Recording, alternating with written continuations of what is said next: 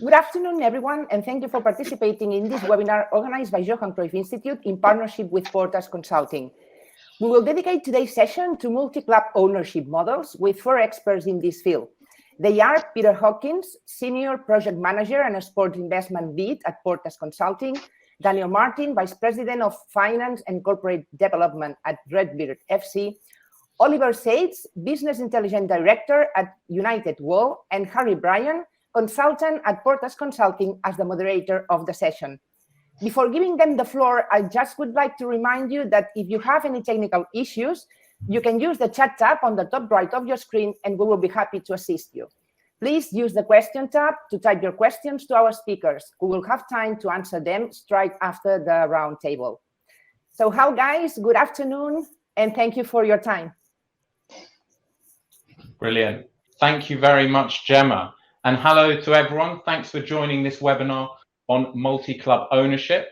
It's great to see so many people on the call. I'm Harry Bryan from Portas Consulting, and like many of you, I'm really interested in getting into a topic that particularly interests me, multi-club ownership. As Gemma outlined, please feel free to enter your questions, and over the course of the webinar, we'll endeavour to answer as many of them as we can. This marks the first of many collaborations between Portas Consulting and the Johan Cruyff Institute, and it's a partnership and event that really excites us. As a global strategy consultancy dedicated to the world of sport, we look forward to driving impact and positive outcomes for football through knowledge exchange, people development, and thought leadership, together with the Johan Cruyff Institute. Today, we're going to be talking about multi-club ownership models and have assembled a stellar panel to really tackle this interesting topic from a number of different angles. So, without further ado, I'd like to allow the panel members to introduce themselves, and also very happy to point out that we've got some nice Johan Cruyff Institute heritage across the board. So, Daniel Martin, I'll start with you. If you could, introduce yourself and give everyone a flavour about the work you do at RedBird. Yeah, certainly. Thanks, Harry, for that stellar introduction. So Daniel Martin. I am Vice President of RedBird FC, Vice President of Finance and Corporate Development. Some of you on the call may be familiar with the private investment firm RedBirdCapital Partners, who are a US-based investment firm. RedBird FC is a sports and data analytics platform that houses their non-US assets. I head up that on behalf of RedBirdCapital. In terms of the topic today, we have invested in some sporting assets, which I'm sure we'll touch on in more depth, and we are also have investments within the field of data analytics. Brilliant. Thank you very much, Daniel. Oliver, I'll move over to you. Hi. Thanks, Harry. It's a great pleasure to be here with you, Peter and Daniel, good friend of mine. My name is Oliver. I'm Director of Business Intelligence at United World. United World, it's a leading multi-club organization. We own 5 clubs across the world: Sheffield United, Beerschot in Belgium, Châteauroux in France, Al Hilal United in Dubai, and Kerala United in India. And yeah, it's a great pleasure to be here and hopefully discuss this challenging yet very promising topic in the world of football. Great, thanks, Oliver. Likewise, and last but not least, Peter Hawkins from Portas Consulting, my colleague, and who's actually in the same room as me, which is quite nice as well. So brilliant. Thank you, Harry. So as Harry said, I lead Portas' global sports investment practice. I've worked with a range of clients, so that includes UEFA in football, with many professional sports clubs and leagues, and also two or three major sports investors. And actually, we've also worked with a number of different multi-clubs which are relevant to this discussion, and that's both inside and outside of football. Brilliant. Thank you very much, Peter. So before we get into the panel, let's take a step back. There are 117 clubs controlled by 45 different multi-club ownership groups worldwide. And that's clubs across 37 different countries. So it really is a global trend. 3/4 of those are playing in Europe. And putting that in perspective, that's 9% of European football clubs that are part of a multi-club network. There are a number of reasons behind this growing phenomenon, but actually what really interests me and what I'm hoping we get into today is what the future looks like going forwards. What does it mean for investors? Are we going to see a continued increase in acceleration of M&A activity in this space? What does it mean for regulators? Will UEFA and FIFA and the like introduce new regulations and articles that limit the growth of these networks? And what does it mean for leagues and competitions? Will the scale of growth lead to a situation where clubs within the same network compete in their own competitions? I think those are a number of the interesting questions that we'd like to get into today. But for me, one of the biggest questions is, what does it mean for the fans, the lifeblood of the sport? Some might say that these networks actually jeopardize the unique cultural identity of individual clubs, but others might actually challenge and say this disciplined approach actually ensures the long-term financial sustainability of these clubs. So no pressure, panel members, but that's what we're going to try and get into over the course of the discussion. I'm going to open the discussion and go to Daniel first. I think it's no secret that RedBird are looking to add some other teams from across the continent. For you, what determines the attractiveness of a club? Yeah, it's a good question, Harry. Maybe if I take it up a level and look at it of perhaps an American investor in sport. Why are you seeing so many Americans investing in football in particular? Impressive stats there, and I won't try and outdo you, but I did come across one stat that out of the top 5 leagues in Europe, I think there's about 45 teams that have American investment of some shape or form. That may be now 46 based on yesterday's news. So, and actually 64% of those transactions have happened in the last 3 years. So momentum is clearly been building from American investors. And why is that the case? Well, there's 2 or 3 reasons. I mean, the Americans would view football and European sports assets as maybe having more lenient ownership rules, in that from a PE perspective, you can invest direct into sports assets. They also see some real high content value in terms of the football landscape in Europe, but perhaps some operations or operational management lagging behind what they would view as best in class in an American sporting capacity. So there's some value they think they can add there. And finally, touching on data analytics again, certainly in the American sporting landscape, this has been used to great effect for on-field performance and also recruitment. And with obviously the arbitrage effect with European football transfer market, they do see a real advantage there. So that's a macro level. But in terms of your specific question of criteria, and I know Oliver will touch on his group, but from RedBird FC's perspective, we look at about 5 or 6 key things when assessing football clubs. And I can run through them briefly. We would look for where the club is based. So location, is there a good demographic and populous area? Is it attractive to tourists and also playing talent? Is there potential for a club to drive sustainable operations out with football? So, ticketing, marketing on non-football events, sponsorship, events, practice, that's something we look at. Academies and player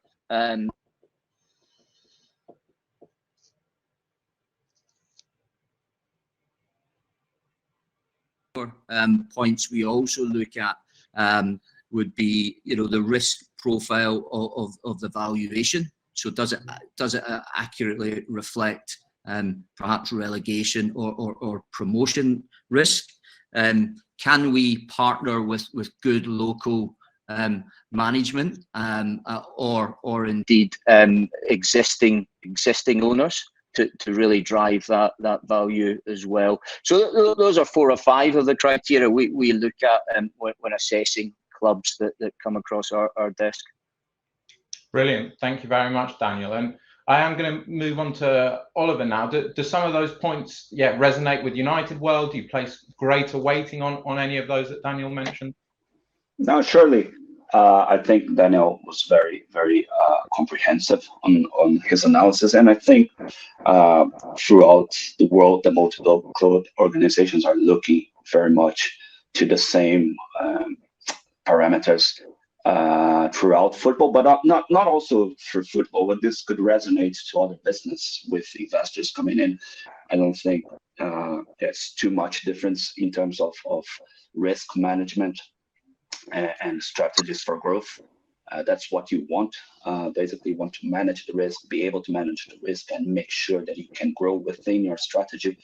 And there are a number of different ways to do this. And then RedBird will have their own set of unique points that they evaluate in a club. United World certainly has its own type of analysis, which a lot resonates the same as Daniel. But maybe we, as a group, we think a lot about not only the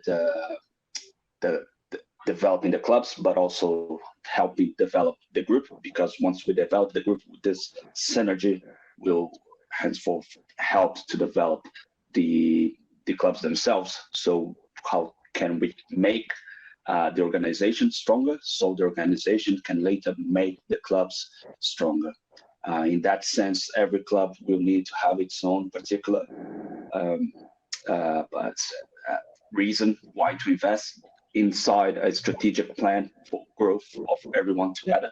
So that's, I think, this collaboration and synergies between clubs are the key, for us. It's a key aspect into how we can invest, how we can grow, and how we can make this in a sustainable way for everyone. Definitely.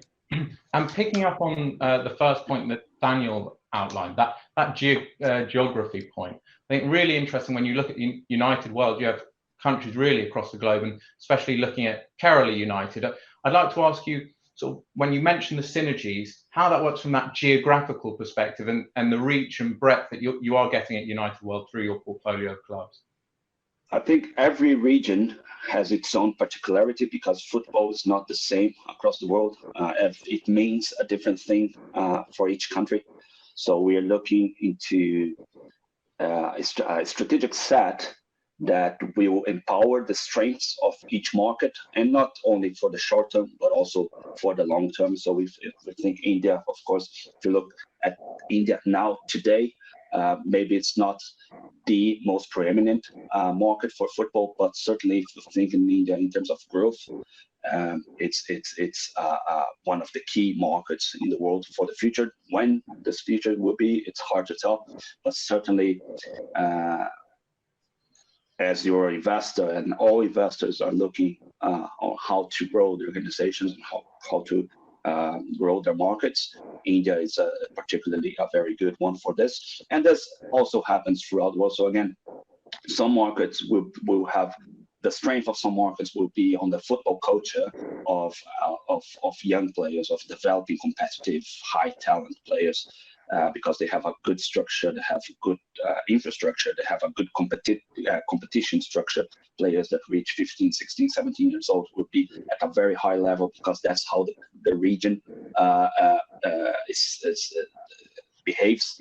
Other markets would be very, very good for football consumption. So the connection with the fans, that's when you can add a lot of value as a group, as bringing in your knowledge into empowering this.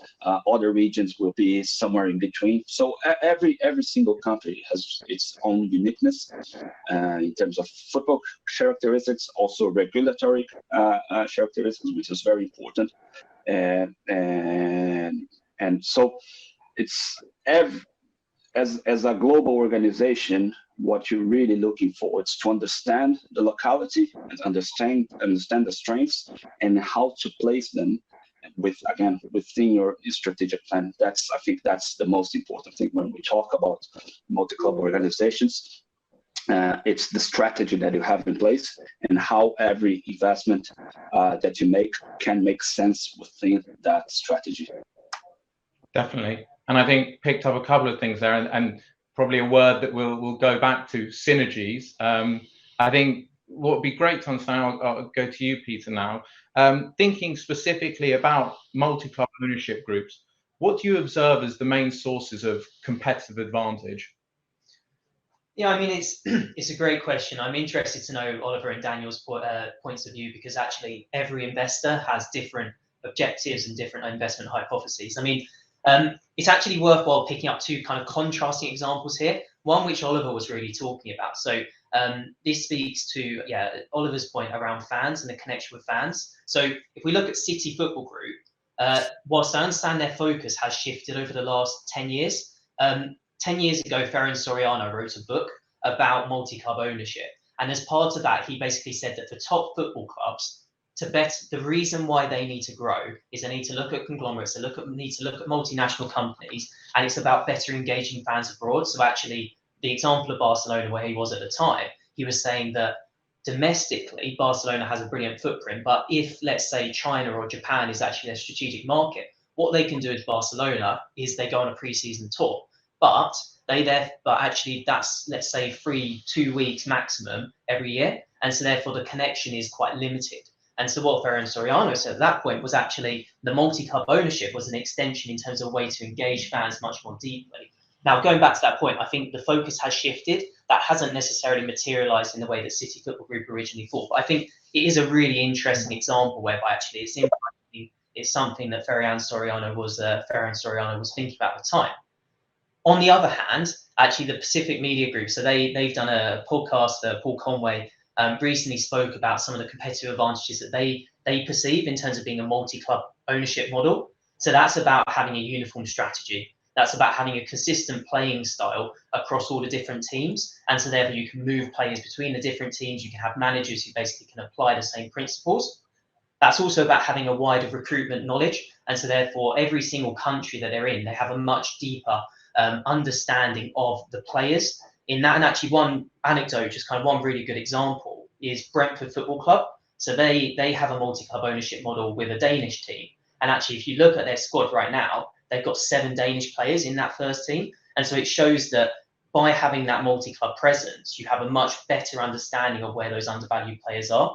And then finally, Pacific Media Group, in terms of that competitive advantage, I think Oliver and Daniel have both talked about the cost savings as a result of having a multi-club ownership group. So I suppose the overarching point to your question is actually there is quite a significant competitive advantage. I suppose actually just going back, Oliver, given you mentioned that point around the connection with fans as being one of those really important things that MCOs can do quite well and is a competitive advantage, good to kind of know whether that resonated, whether there are any other points that you kind of think are really important competitive advantages for you. Sure. So there are a lot of competitive advantages of a multi-club organization when a club is owned by a multi-club organization than when it's owned by itself, because football is a risky business. It's a very uncertain business because it's highly dependent on performance. Performance is a very uncertain thing. It's hard to guarantee, and there's a lot of volatility, and a multi-club organization can help clubs to mitigate this risk in terms for the long term. So it really, really helps long-term growth for clubs. And I think this is perhaps the biggest advantage, because this allows long-term planning.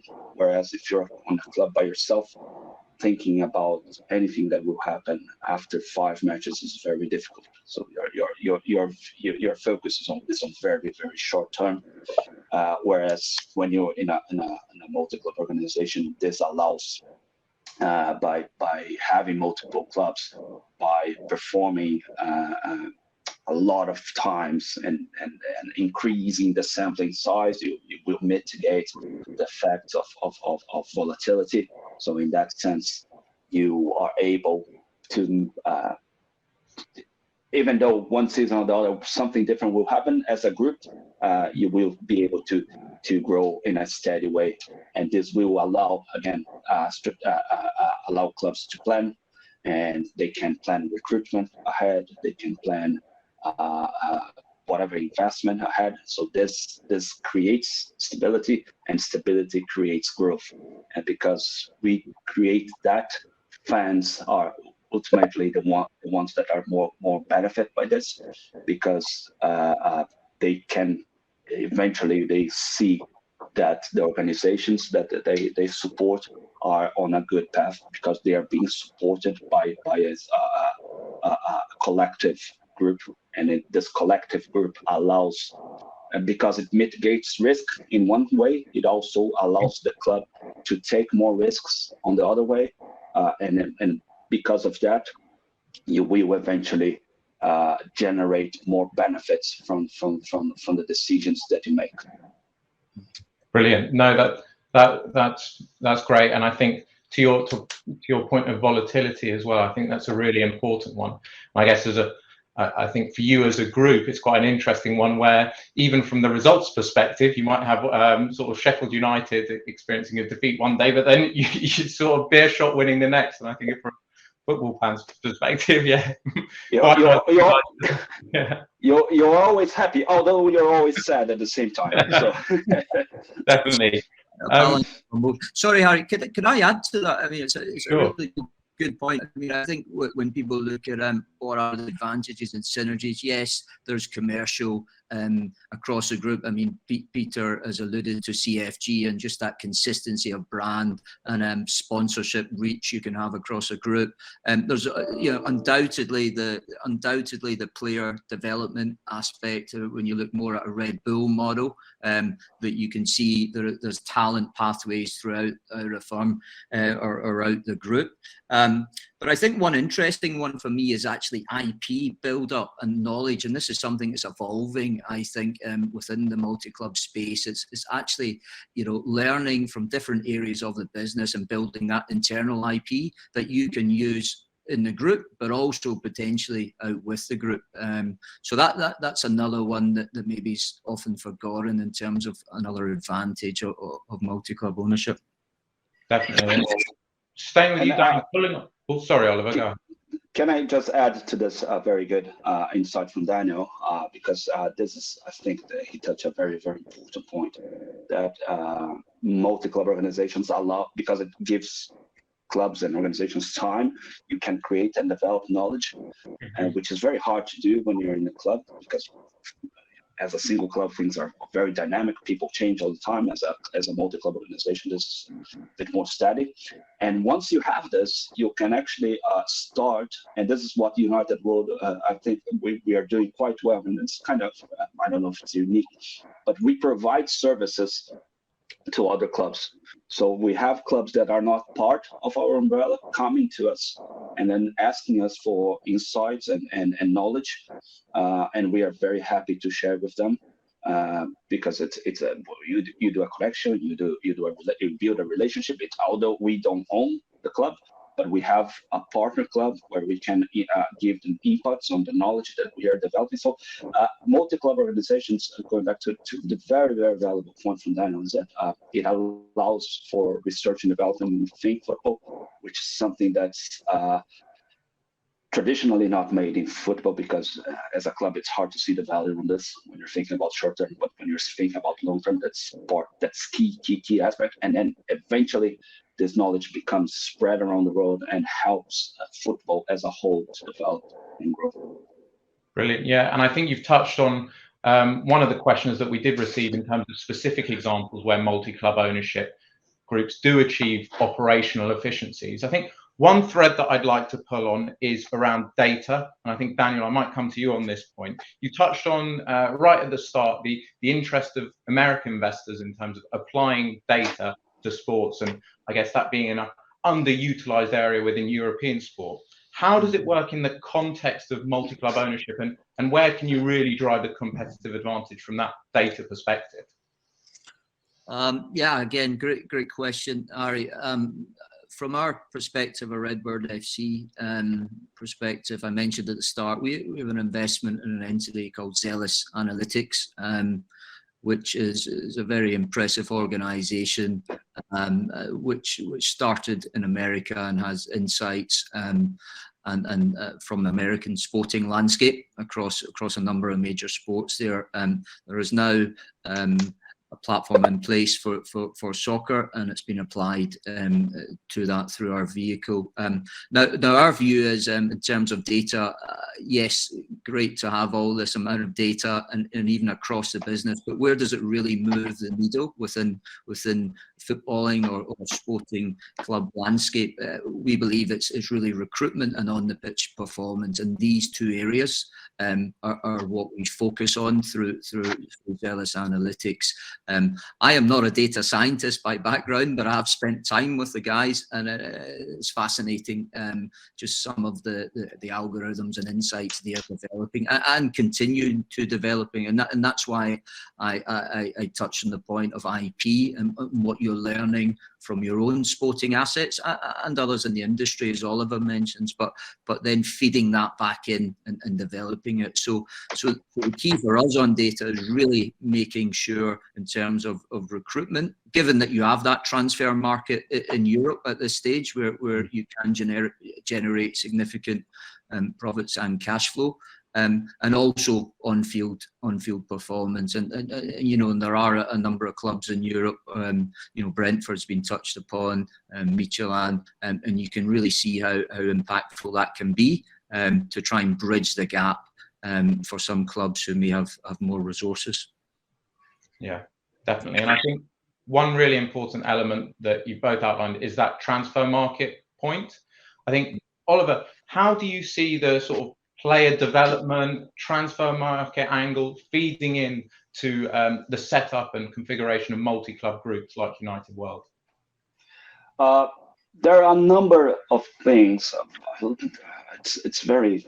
I think there's a whole lot of things where a multi-club United World or multi-club organization have advantages in when negotiating players or trading players or acting in the transfer market, because you can, with the synergies that we mentioned, once you have a strategic plan for every club that you own or every club that you partner with,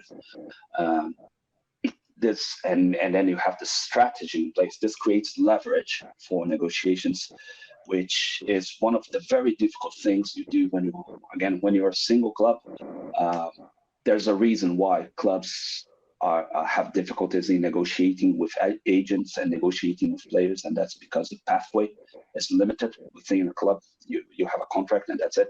It's very hard for a player to understand career growth in a very dynamic transfer market, and whereas as a multi-club organization you can offer that, and when you have valuable assets within you, within the group, that's something that you can, when you're negotiating with players that are not, let's say you have a very, very top club and you're negotiating with a promising player that's not quite ready now to go to the top club, but then you negotiate to one of the clubs in the pyramid within your strategic set. It's much easier because you have much more leverage, much more bargaining power as a smaller club in negotiating with a high potential talent, because this small club is part of a much larger organization, and because of that, this club can attract better player because both the players and the agents, they see the value of the pyramid, of the development. They see a career path for the player. Whereas if you are a local small club, it's very hard to negotiate because the player will see, I may lose my time here.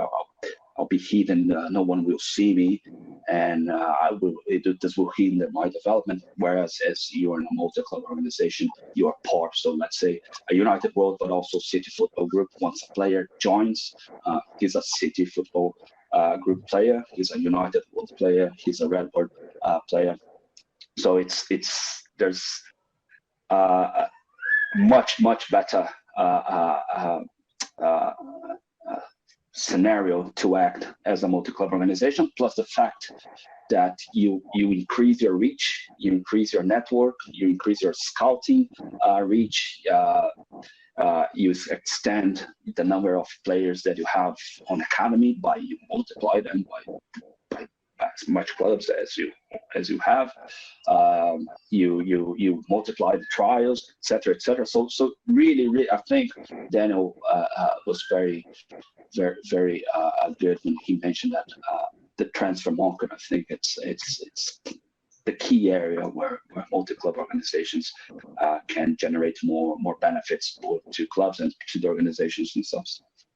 Definitely, and I think that point you make about pathway is critical. And I know United World, you mentioned each club has its own role and position within the multi-club organization. I think we've got one question that relates to this from the audience. And Max Chen has asked, how do you value the transfer of assets, i.e. player staff, between clubs within the multi-club model? Is there anything you can share around that?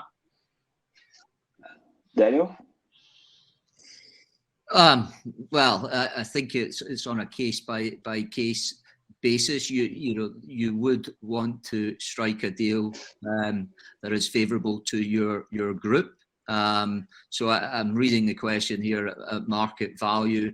Well, what is market value in the transfer market? Is the price between the buying and the selling club, ultimately. So on that basis, it's an obvious advantage, and augmenting some of the points Oliver made about just where a player is in his or her career trajectory and which level or standard they are playing at. So operating now, and I won't touch on this because it's probably a session in itself, but in a post-Brexit world, operating now as a single club in our environment, you are disadvantaged to some extent against some of the multi-club organisations who are now using all their tools within the transfer market window. Yeah, brilliant. And you've actually just touched on Nick's question as well around how clubs can navigate post-Brexit rules as well in terms of the multi-club ownership setup. I think if we take a moment to think actually beyond football for the time being, both RedBird, United World have got parts of their portfolio outside of the football space. To what extent are MCOs a unique characteristic within football? And does that lack of transfer market limit the upside to the multi-club approach in other sports? Peter, perhaps, you can step in on this one. Yeah, I'll jump in first. I mean, actually, it's surprisingly common.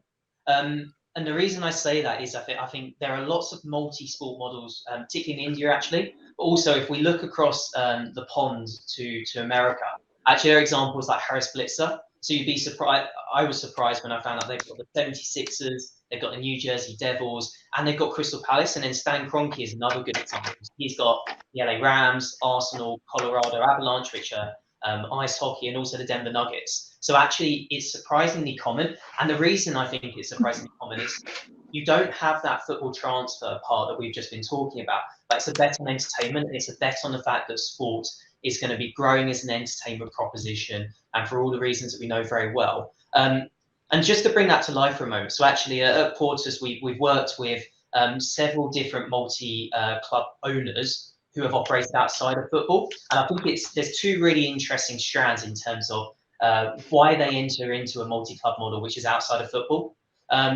Before I do, actually, I suppose that there's one thing which is about quantum, right? When you said at the start, there are 47 MCOs in football. There are a lot fewer outside of football, but I think where they do exist, they probably focus on one or two things. So first one is like player value arbitrage. And I know Daniel talked about this in the football context, but actually it applies to other sports as well. So it applies to rugby, where you might look at South Africa, or it applies to basketball, where you might look at college basketball players. And the consistent theme is that you look for these undervalued players, you give them a compelling opportunity, and maybe that pathway like Oliver and Daniel were talking to. And then you use that to elevate the quality of play, but to do it in a much more efficient way. And so there are opportunities in terms of that part of the player value arbitrage. And there's also one whereby if you think about being able to do it much more efficiently, for most sports clubs, the most efficient part of their the most significant cost component of their P&L is player wages. And so therefore, if you think about a sport like rugby, where it's high impact and there's lots of people who are injured at any one time, I think it's a crazy stat, like 30-40% of a playing squad are often injured at any one time. And therefore, actually, there's an efficiency thing there whereby rather than needing to have several players in one position, you can move them between the group much more efficiently. Second thing, actually, in terms of the investment hypothesis, when we think outside of football, is also about vertical integration. I know we'll get into that in a bit, but actually it's about finding high potential, wider sporting ecosystem investments and businesses that therefore you can roll out across the portfolio. And so to that point about it's a bet in entertainment, actually there's a lot of money to be made, whether that be on OTT or betting or fantasy or e-commerce, and therefore actually those can be applied in terms of economies of scale. Those can be applied to any club, whether it's in football or outside. Yeah, definitely. And I think ties in quite nicely with some of the news we've seen over the past couple of weeks at RedBird, specifically with investments into Spring Hill Company and SeatGeek. So Daniel, I'm wondering whether you could, pull on that thread slightly more in terms of vertical integration. Well, yeah, but maybe if I just continue that theme on multi-sport again, just before we get into that, because I think from RedBird FC, it'd be good to talk a bit about our investment in Rajasthan Royals. So we obviously have a stake within an IPL cricket franchise, and I suppose there's two things here, Peter, isn't there? There's multi-sport investment, so football and cricket, but then within cricket or within another industry out with football, can you have a multi-club within that sport? So can you have 5 teams in rugby, 5 teams in cricket? And to touch upon that, the Rajasthan Royals has recently taken a stake in the Barbados Royals, so in the Caribbean Super League. So you can see how things may develop there. And come back to that question, which I think is important, Ari, about transfer market in football and the valuations on players. Without doubt, that is why, in my opinion, football has taken the lead in the MCO space. But it doesn't mean it can't be replicated, I think, in other sports, if we take them sports specifically, not across multi-sport. And I think you're looking for some of the things we touched upon there, which brings us into Springer. You're looking for high quality entertainment, cash flow predictability, the league and governance structure within that sport as well. Are they open to it? And also some of the data analytic play and the demographics within it. So that sort of ties in, obviously, in terms of RedBirdCapital US, some interesting investments recently that you can see, again, this merging between sports, entertainment, media, and having sort of a number of different investments across those areas, and the convergence and relevance in each of those areas is certainly a trend that we see going forward, which is why that space has been invested in. Definitely, and you can clearly see the synergies, the benefits that come not only across clubs, as you mentioned, but across the value chain, and the importance of being able to leverage and use that ownership group and structure to really maximise the benefits across those. I'll just come to you, Oliver, as well, in terms of United World's perspective on that vertical integration point. Yeah, we are a multi-sport organization, so we have investment in a baseball league in the US. We have investment in some sports in schools and academies and facilities in the Middle East. So it's all about a reason to do so. What's the strategy behind why are you investing? Sometimes, and it can be a number of different things. It can be from a very good opportunity that you have, that someone comes to you with a very as Daniel mentioned, a very predictable cash flow and good entertainment. That's one reason for it. Some other reasons might be that perhaps you want to invest further in a specific market, but you are unsure about, and if sometimes investing in football takes a lot of resources to do so. So you want to know better, you want to know better people. So you invest in a company who's connected somehow to other companies, etc., etc., etc. So for a reason, and then you do that, you have an opportunity to make a small investment and maybe generate some dividends in the future, some good cash flow in the future, and then although it's not connected to football, it might be connected to football in a way, or maybe not connected at all, as it's just part of increasing the group value, increasing, diversifying the operations, diversifying the risks. I think football is the global game, the global sport, but it's not the most popular sport everywhere. So if you're thinking about increasing reach, sometimes you have to look into different sports and different opportunities, and which may leverage may help grow your football investment, or may just be an investment by itself. But because multi-club organizations are their investment office, any opportunity. I think if you compare that to venture capitals and hedge funds, etc., investment groups, you see that they have multiple diversified portfolio of organizations that don't necessarily talk to each other. And I think in the sports, it's roughly the same. I do think just picking up on Daniel's point earlier as well around the regulatory landscape in different sports. So not all sports will be able to have MCOs, and obviously UEFA and FIFA do have a relatively nuanced view in terms of actually allowing multi-club ownership. So I suppose one of the most famous examples is RB Leipzig and Salzburg are both able to take part in the Champions League with certain conditions.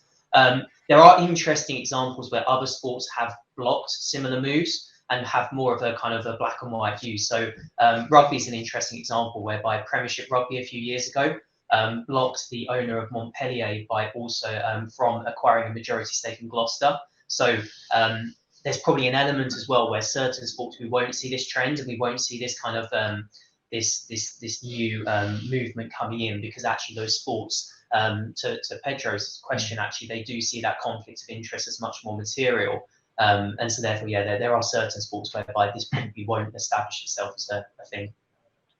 Definitely, and I think. Sorry, go on. I think just complementing what Peter said, I think regulatory framework is one of the key, perhaps one of the biggest question marks in terms of future development of multi-club organizations. And certainly, I think from our analysis is that the downside of multi-club organizations are almost non-existent. You may question the case of Red Bull, Salzburg, and Leipzig playing. Would there be competition between them? And I can assure you, and I'm sure Daniel has the same position, that everyone wants to win, regardless. All clubs want to win, and we, as a multi-club organization, if we have two teams playing against each other, what you want is the best to win, because you have benefits from winning, and of course you have the downside of losing, but you want the best to win all the time, and you want competition. That's the essence of a multi-club organization. You need competition. You need to promote competition, and that's the best needs to win all the time. There won't be, of course, you always will have good investors, bad investors, but there won't be by us, or sure by RedBirdCapital, or by any other big multi-club organization, there won't be any incentive for a club not winning. There will always be. And so taking that aside, there's no downside to multi-club organizations whatsoever. So that's why, go ahead. Yeah, and if I push that further, I can completely understand and hear about all the synergies. Is there a point where, if we're expanding these multi-club ownership groups, that increased scale brings more disadvantages than benefits? And that's one of the points that's been mentioned in the question section. Understanding actually to what point these multi-club ownership groups can just continue growing. I think Oliver, Daniel, interesting to get your thoughts on that scale point.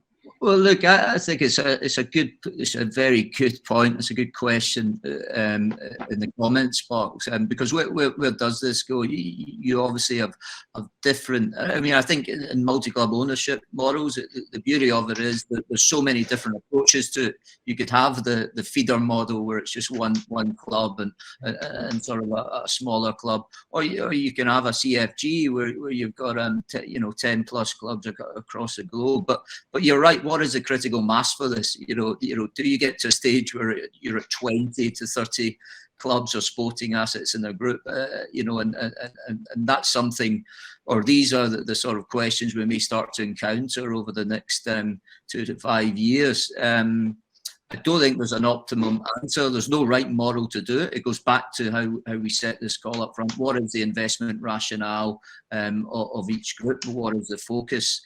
But I'd be interested to see. I mean, for our view, my own view, I think 5 to 6 within that space is certainly feels about right in terms of getting the efficiencies you need and actually keeping that balance and working within existing framework. That's maybe in a European space, but ultimately, if you look globally, Africa. Certainly Middle East, some of these areas that haven't quite fully been tapped yet, you could see how things could expand, in the sort of, north of 10 clubs. Definitely. And Oliver, 10 years down the line, are we seeing a united world with 20 plus clubs? I think it all depends on the strategy that each organization has. Also, it's on its because sometimes, whenever you increase the number of clubs, the complexity of the business increases by a lot. So you have more controlling mechanism that you have to put in place. There's a lot because one club is already very complex organization. A lot of clubs are very, very, very complex organizations. But if you have a structure, an organization that's well structured, well organized, controls, has all the technology in place, all the methodologies in place, you could expand to your whatever number you think it's worth having. At some point, obviously, there will be not a lot of value being added into the group. So someone will ask, what's the point in increasing the complexity without increasing the value? But sometimes, you may see the value. And just something that I thought now, as we're discussing multi-club organizations, could we consider NBA being the largest multi-club organization in the world? I think very interesting point. And we do get into a position where we're looking at, almost league and competition structures with centralized ownership. I wonder, Peter, whether, I guess, other examples where we have seen that, and looking forward 5 to 10 years time, what it means for the European sport model. Yeah, so take both those parts in turn. I mean, I think there are some really interesting examples where the league drives, the league owns all the teams. So obviously MLS is a really famous example, right, where it's a single entity ownership model whereby everyone buys a stake into the league and then gets their ownership operating license for an individual team. And equally, actually, the new cricket tournament this summer, that's owned solely by the ECB. And so there are definitely lots of arguments for that progression. I think actually, though, just to flip it, so linking kind of your two questions where you talk about what's going to happen in the future, and also picking up, Oliver, I noted down when you said there's almost no downside, or its downside is almost non-existent in the multi-club ownership model. I think the one area where I could see potentially downside coming is if that relationship changes between the fan and the club. And so particularly, rather than thinking about connected clubs, if there's a feeder, so let's take City Football Group as an example. If you're to become the 11th or the 12th or the 13th City Football Group franchise, do you lose a bit of that connection and that messiness and that personality which comes with having owners? So I know that Newcastle will be delighted to have seen, or most Newcastle fans have been delighted to see the back of Mike Ashley, but actually there's an element whereby and that's a catalyst for conversation, and that creates an identity. And do you lose that identity, and therefore do you actually lose the fans who basically are the life of the clubs and the community? by taking this to the extreme. So you're saying the downside of multi-club organizations is because you don't have chaos anymore. Is that it? I'm saying that there's an inherent part that we love as fans about the messaging of it and about having a unique personality. And so there's a risk. I think there is genuine. You lose that by. I totally agree with you, Peter. On that sense, I think it's obviously if you're a multi-club organization, for example, let's say someone comes and buy the top clubs, all the top clubs in the world, then obviously you have a downside, because not that they were the top clubs in the world, they would not be the top clubs of the world anymore. Some of them, one of them will be on the top, or the others would, but if you do this the right way, if you build this in a strategic way, if you build this with a rationale behind it, then you eliminate that, because as a multi-club organization, you don't want to. Clubs are. There's this old saying that no one owns a club. The club's owned by the community. The club's owned by the fans, and whoever is the major shareholder just controls the club from the moment they buy the club to the moment that they sell the club. But they don't own the culture, they don't own the history. And I think this is key when you talk about multi-club organizations, is to understand this concept that football organizations are historic, social meaningful, community meaningful organizations, that they have a fan base, a community that owns the brand, the brand image, let's say so. So once this is respected, of course, then the downside of the multi-club organizations are minimal. But if you have someone coming and changing the names, changing the identity, changing the everything, moving the city, moving. There's been in the past, there's been cases of ownerships, but one owner moving this organization, moving from city, Wimbledon to Milton Keynes, and etc. Of course, then you will have the downside to the fans. But I think if this is respected, which is the case that we do, we highly respect this. It's one of our mantras within the group that we don't. This is sacred. With this in mind, then the negative downside of multi-club organizations is minimal. Agreed. And so just going back, just to round off in terms of that prediction in 5 years, I mean, I think the important point to make is the reason why MCOs have started to be created is because football finances aren't working at the moment. And so therefore it is a natural evolution of the football industry and of the sports industry in order to hopefully make it more sustainable. So when we talk about what actually is it going to look like in 5 years, hopefully, as Oliver said, we don't lose identity, and actually I think it's just a natural evolution of the sports industry to make it more efficient, to make it more sustainable.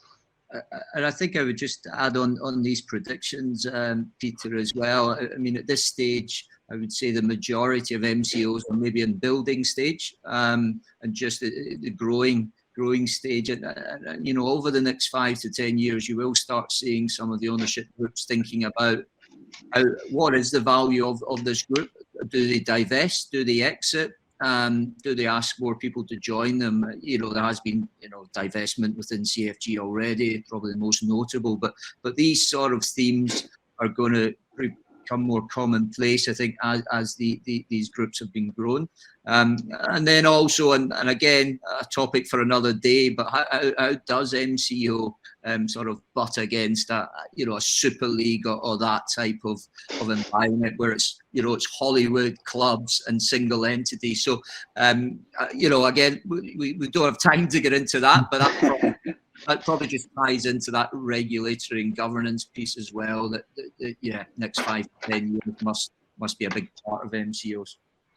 Definitely, and I think looking at the time, we've got 6 minutes left. Perhaps the final question I'll ask, just off the back of what you said, Daniel, there around exit strategies and thinking as an investor, does the layer of complexity involved with multi-club ownerships make that decision slightly more difficult? How do you think about it up front and I guess, throughout that investment process?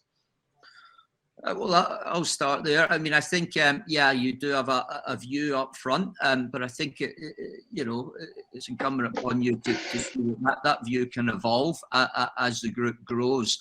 So what are the different options potentially? You can sell the group as a whole. You can ask for other investors to come on board just to minimize your risk going forward, or you can sell individual assets. And this goes back to the very first question of how you're selecting the criteria for clubs.